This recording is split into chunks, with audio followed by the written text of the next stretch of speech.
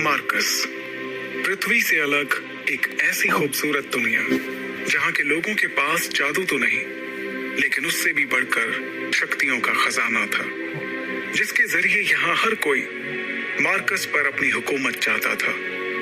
यहाँ जो सबसे शक्तिशाली होता था वो कानून बनाता था और कमजोरों को उस कानून को मानना पड़ता था।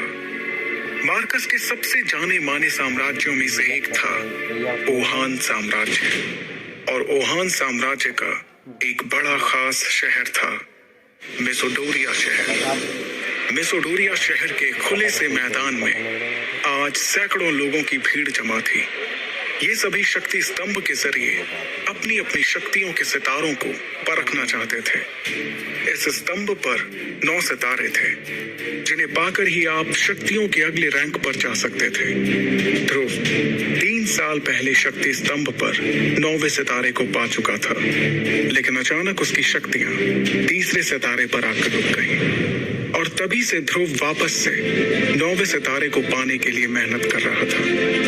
अपनी इसी शक्ति के सितारे को परखने के लिए ध्रुव सैकड़ों लोगों की भीड़ में खड़े होकर अपनी बारी का इंतजार कर रहा था।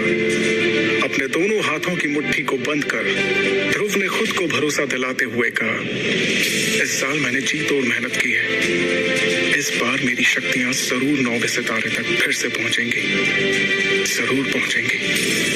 आज मैं 0 रैंक से आगे बढ़कर एकलव्य बन के रहूंगा। तभी एक घोषणा सभी के कानों में गूंजी, और अब अपनी शक्तियों को परखने वाले अगले शख्स का नाम है ध्रुव। जैसे ही ध्रुव का नाम पुकारा गया, वो लोगों की भीड़ से निकलकर बाहर आया और अपने कदमों को धीरे धीरे बढ़ाते हुए ऊंचाई पर रखे एक बड़े से पथरीले स्तंभ की ओर बढ़ने लगा, जिसका नाम था शक्ति स्तंभ। शक्ति स्तंभ के ठीक सामने पहुंचने के बाद ध्रुव के जहन में कई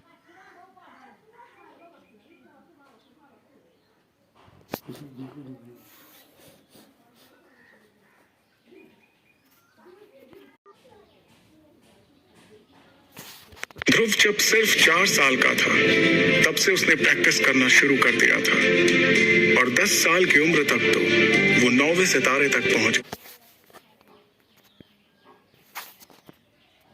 Yeşil daha var.